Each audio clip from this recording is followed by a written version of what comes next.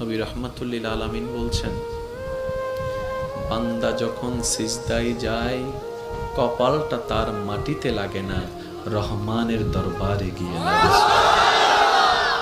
আফসোস আমাদের জন্য সেই সিজদাকে না বুঝার কারণে। আপনাদের মসজিদেও হয়তো অনেকবার আপনারা লক্ষ্য করেছেন, রুকুতে না হয় সিজদাতে না হয় বৈঠকে ইমাম যদি কোনো রকম একটু দেরি করে, 5-10 সেকেন্ড যদি একটু সালাম ফিরাতে দেরি করে কিংবা উঠতে দেরি করে, পিছন থেকে একটা কাশি নামক মিসকল চলে আসে। কাশি নামক মিসকল চলে আসে, ও ভাই তুই কাশলি কেন, তোর কি জক্কা হয়েছে? বলে যে না, ঠান্ডা লেগেছে। না তো কাশলি কেন? বলে যে হুজুরকে একটু সিগন্যাল দিলাম। কিসের সিগন্যাল? বলে যে আমার 3 তাসবিহ শেষ হয়েছে। হুজুর আপনারটা শেষ হলে আপনি এবার তুলতে পারেন, আপনি এবার মাথাটা তুলতে পারেন, আপনি এবার মাথাটা তুলতে পারেন। হুজুর আমার তাশাহুদ শেষ হয়েছে, দরুদ শেষ হয়েছে, আপনার শেষ হলে আপনি এবার সালামটা ফিরাতে পারেন। কিরে ভাই, নামাজ তো মওলার সামনে দাঁড়ানোর একটা সুবর্ণ সুযোগের নাম, নামাজ তো গুনাহ মাফের একটা জারিয়ার নাম, নামাজ তো রবের রহমত পাওয়ার একটা জারিয়ার নাম। এখানে এসে তুই তাড়াতাড়ি করছিস কেন? বলে যে আফসোস, আমি নামাজটা জেনেছি, বুঝার মতো বুঝতে পারি। জেনেছে তারা শুধু সপ্তাহে জুমার দিন যায়, আজকে যেমন গিয়েছে 2 রাকাতের জন্য। আর যারা নামাজ বুঝতে পেরেছে তারা তো 5 ওয়াক্ত পড়ে পড়ে হাজার ব্যস্ততার মধ্যে রাতের ঘুমটাকে হারাম করে গভীর রাতে তাহাজ্জুদ নামাজে দাঁড়াইয়া যায়। কাউকে টেনে মসজিদে আনা যায় না। ওরা হচ্ছে জান্নেওয়ালা, আমার মতো আপনার মতো। আর যারা নামাজকে বুঝতে পেরেছে, নামাজের স্বাদ বুঝতে পেরেছে, নামাজের মজা বুঝতে পেরেছে, রুকুর মজা বুঝতে পেরেছে, সিজদার প্রশান্তি বুঝতে পেরেছে, তাদেরকে টেনে সিজদা থেকে তোলাও যায় না। সেজন্য এখন আপনারাই সিদ্ধান্ত নেন, কি জানার তলে থেকে ঝগড়া করবেন নাকি বুঝার তলে থেকে মওলার সাথে প্রেম করবেন। আপনাদের ব্যাপার, এটা আপনাদের ব্যাপার, আপনাদের ব্যাপার, যার যার ব্যাপার। সব একটা কথা বলি, আল্লাহ আমাদেরকে দুনিয়াতে যতটুকু বিশা দান করেছেন অর্ধেক হায়াত শেষ, বাকি আছে আমাদের অল্প একটু।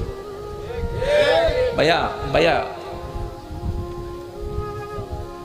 একটু বাকি আছে, আমারও আপনারও, আমাদের সবার। মরার সময় অন্তত এমন কিছু রেখে যেন না যেন এলাকার মানুষ আপনার মৃত্যুর সংবাদটা শুনে আলহামদুলিল্লাহ বলে।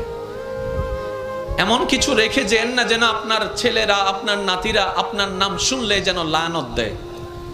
এটা জীবন নয়, এটা জীবন নয়, এটা জীবন নয়।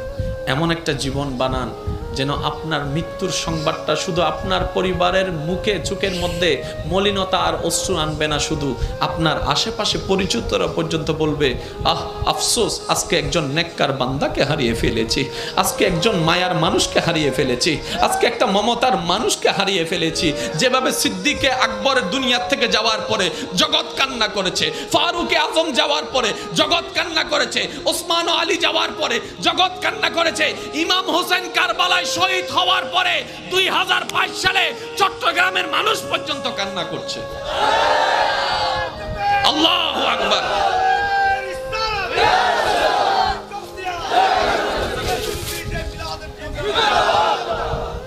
কে দিছে? কে দিছে এটা? মাশাআল্লাহ, মাশাআল্লাহ, মাশাআল্লাহ, আলহামদুলিল্লাহ। আমি রাখছি, সবাই বলেন একবার মারহাবা। তাহলে একটার নাম জানা। অনেকে বলবেন হুজুর এই জানা এবং বুঝা শব্দ নিয়ে এতক্ষণ সময় পার করে দিলে কেমনে হবে? ভাই জানতে বেশিক্ষণ লাগে না, বুঝতে একটু সময় লাগে। এবার আসেন, জানাটা হয় কোন জায়গায়, বুঝাটা হয় কোন জায়গায়। মনোযোগ, মনোযোগ আছে। এবার আগে একটা কথা আমি শুনতে চাই, ওলামায়ে কেরাম এবং মুরব্বীরা যারা স্টেজ আছেন আপনারা কেউ রেসপন্স দিবেন না, শুধু আমার ভাই যারা আছেন রেসপন্স দিবেন। সফল হতে চান না ব্যর্থ হতে চান? আর একটু জোরে। কবর কি অন্ধকার বানাতে চান না আলোকিত বানাতে চান? হাসরে কি বেইজ্জত হতে চান নাকি ইজ্জত পেতে চান? জাহান্নাম পেতে চান না জান্নাত পেতে চান? আর এই সবগুলা পাওয়ার জন্য একজনকে খুশি করতে হবে, তিনি কে? সুতরাং আল্লাহকে যদি খুশি করতে মনেই চায় তাহলে কিছু কাজ করতে হবে, কিছু কাজ বাদ দিতেও হবে। এমনি তার হবে না, কিছু কাজ করতে হবে, কিছু কাজ বাদ দিতে হবে। এবার আসেন, জানা আর বুঝা। আমরা জানি কোন জায়গা থেকে আর বুঝি কোন জায়গা থেকে, এই জিনিসটা একটু আইডেন্টিফাই করার দরকার। আচ্ছা আচ্ছা, এটা কি? আমি তো কিচ্ছু বলিনি, আপনারা বললেন সবাই মোবাইল, কিন্তু কেউ এটাকে লাইট বললেন না কেন? শুনুন, এই জিনিসটা সর্বপ্রথম যখন আপনি দেখেছেন জীবনে, কখন দেখেছেন আপনার মনে নাই, কিন্তু যখনই দেখেছেন, চিনেছেন, এটাকে মোবাইল নামে আপনি চিনেছেন, পরিচয় করনেওয়ালা মোবাইল নামে পরিচয় করায় দিয়েছিল। ওই দিন থেকে আপনার চোখের ক্যামেরা সেটাকে ছবি তুলেছিল। ওই চোখের ক্যামেরাটা ছবি তোলার সাথে সাথে সেটা মেমোরি কার্ডে সেভ হয়েছে। আর মেমোরি কার্ডে সেভ হওয়ার সময় এখানে লেখা ছিল মোবাইল। সেজন্য আপনার ব্রেন যতদিন ঠিক থাকবে, আপনাকে জিজ্ঞেস করার সাথে সাথে আপনি মোবাইল বলবেন। যেদিন এটা নষ্ট হয়ে যাবে, যখন সব সফটওয়্যার সবগুলো আউলা জাউলা হয়ে যাবে, মেমোরি কার্ড যখন ফরম্যাট হয়ে যাবে, সেজন্য পাগলকে বললে পাগলে চিনে না, কই মোবাইল দেখাইলে সে বলে যে লাইট, লাইট দেখাইলে বলে মাইক্রোফোন, মাইক্রোফোন দেখাইলে বলে বলি গড়ি। ব্যাপারটা কি? কারণ ওখানে সিস্টেম সবগুলা নড়ে গিয়েছে। মনে রাখবেন ভাইয়েরা, জানাটা হয় এখানে, জানাটা সেভ হয় ব্রেইনে, বুঝাটা আসতে হয়। আরেকটু জোরে বলেন না রে ভাই। জানাটা হয় এখানে, এটা আমার নয়, সবার। জানাটা হয় এখানে, বুঝাটা হয় এখানে। এবার সমাজ অসুন্দর হচ্ছে মানুষের কারণে, পরিবার অশান্তি হচ্ছে কোনো না কোনো মানুষের কারণে। কি নষ্ট হয়ে গেল মানুষটার? হাত বলে যে না, নাক বলে যে না, বলে যে মনটা নষ্ট হয়ে গিয়েছে, মনটা নষ্ট হয়ে গিয়েছে। এই মানুষটার মনটা যদি সুন্দর হয়, সব কিছু সুন্দর হয়। মাকে জানলাম, বাবাকে জানলাম, স্বামীকে জানলাম, স্ত্রীকে জানলাম, বড় ভাইকে জানলাম, ছোট ভাইকে জানলাম, ন্যায় কি জানলাম, অন্যায় কি জানলাম, ভালো কি জানলাম, খারাপ কি জানলাম। পারি না কেন? বলে যে মন থেকে বুঝাটা হয় নাই, মন থেকে বুঝাটা হয় নাই। যখন আপনার জানাটার সাথে মনের বুঝাটা চলে আসবে, আপনি তখন বুঝতে পারবেন আপনার জান্নাত। আপনার মাকে দেখলে শুধু মা মনে হবে না, মনে হবে একটা জান্নাত আসতেছে, জান্নাত আসতেছে, জান্নাত আসতেছে। বাবাকে দেখলে মনে হবে না বাবা আসতেছে, মনে হবে জান্নাতের দরজা দাঁড়ায় আছে। আল্লাহু আকবার। এবার একটু খেয়াল করবেন, ভালোবাসা ছাড়া সংসার হয়? আপনারা যেটা বলবেন আমি সেটা নিয়ে আগাবো। ভালোবাসা ছাড়া সংসার হয়?